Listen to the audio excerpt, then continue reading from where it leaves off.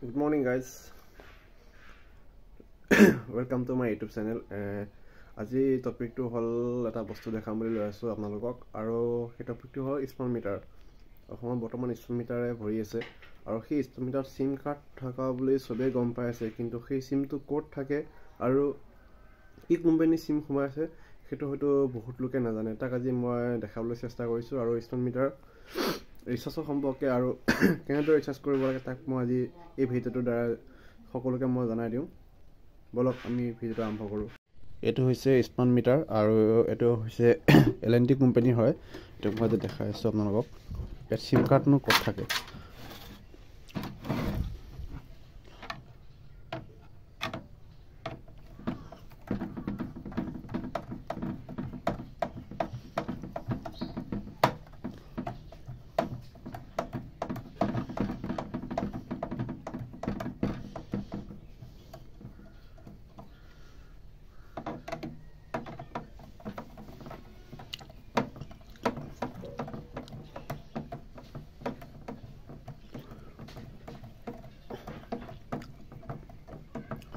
আৰু smart meter বুলি কওঁতে আপোনাৰ স্মাৰ্ট মিটাৰ মেনুফেকচাৰ কেইবাটা কোম্পানীও আছে। আপোনাৰ সেই কোম্পানীকেইটাৰ ভিতৰত হৈছে এটা আছে L&T। এইটো হৈছে L&T কোম্পানীৰ মিটাৰ আৰু হৈছে ক্ৰিষ্টেল বুলি কয় আৰু জেনাছ বুলি কয়। দুটা কোম্পানী আছে, ক্ৰিষ্টেল জেনাছ আৰু আদানী। আৰু হৈছে এইখন দেখিছেনে আপোনালোকৰ, এইখন হৈছে মোৰ চিম কাৰ্ড। এইখন ইয়াত আপোনাৰ কি চিম সোমাইছে মই দেখাই দিছোঁ আপোনালোকক।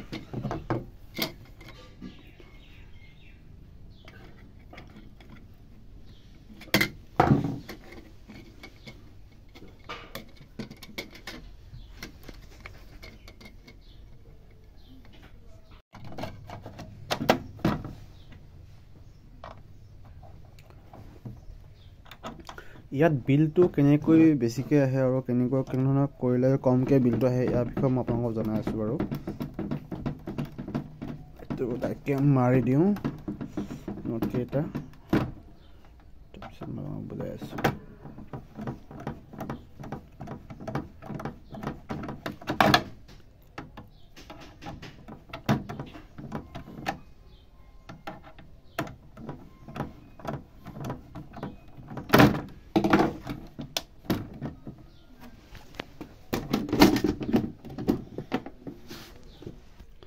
আপোনাক সকলোৱে মন কৰক, ইয়াত যিখন GPS লাগি আছে ন, এই GPSখনতে আপোনাৰ ঘৰত কিমান লোড চলি আছে আৰু কিমানটা লাইট জ্বলি আছে, কেইখন ফেন ঘূৰি আছে, আপোনাৰ কেইটা মটৰ চলি আছে, এনিথিং চব কুছ এই GPSখনে আপোনাৰ কালেক্ট কৰি লয়। তাৰ ফলত আপোনালোকৰ বিলটো কম বেছিৰ ওপৰত ডিপেণ্ড কৰিব, আপুনি ব্যৱহাৰ কিমান কৰে তাৰ ওপৰত ডিপেণ্ড কৰিব।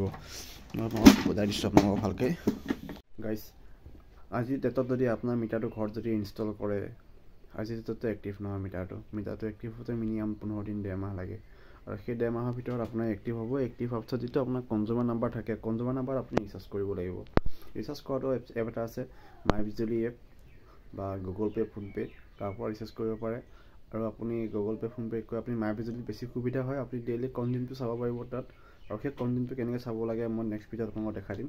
আৰু ইয়াৰ লগতে ইয়াত ৰিচাৰ্জ কেনেধৰণে কম ধৰণৰ ৰিচাৰ্জ কৰিব পাৰি আৰু কেনেকৈ ৰিচাৰ্জ কৰিব লাগে আৰু ইয়াত বিল কেনেকৈ কম আহে, সকলো পদ্ধতি মই আপোনালোকক এই ভিডিঅ'টোৰ দ্বাৰা দেখাই যাম।